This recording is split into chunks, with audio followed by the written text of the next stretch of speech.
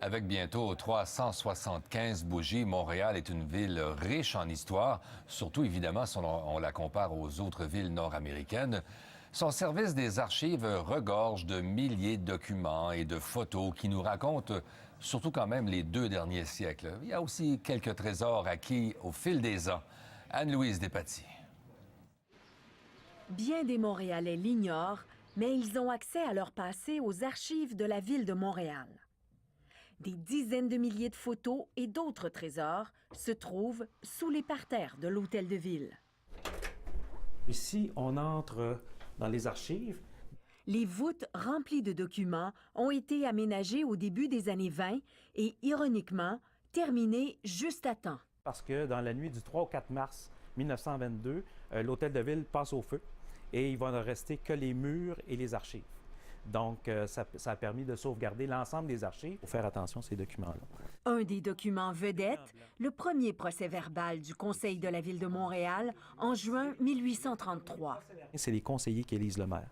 Donc, on se retrouve ici. Jacques Vigier a pris le fauteuil. Donc là, vraiment, là, le maire de Montréal est installé et l'aventure de la Ville de Montréal peut commencer.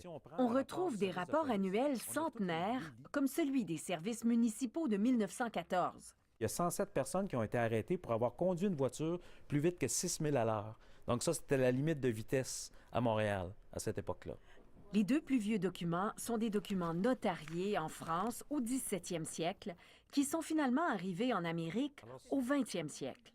On ne sait pas comment, mais c'est revenu dans les années 40. La Ville a acheté ces documents-là. On voit la signature de Jean de Mance ici. C'est le dernier document dans lequel Maisonneuve est identifié comme étant gouverneur de l'île de Montréal. Ici, dans les chambres fortes, c'est sûr que les gens ne peuvent pas venir parce que c'est climatisé, il y a une température idéale à maintenir, un taux d'humidité.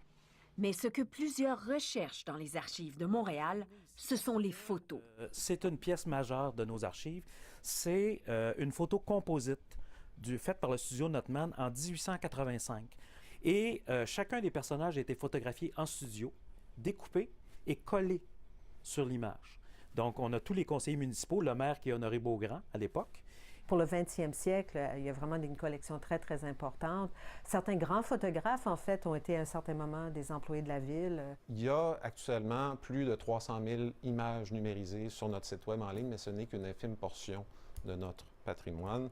Le service des archives veut continuer de préserver le passé tout en partageant avec le plus grand nombre. Et puis, on vous souhaite un joyeux Noël depuis la Place des Arts. Ici Anne-Louise Despatie, Radio-Canada, Montréal.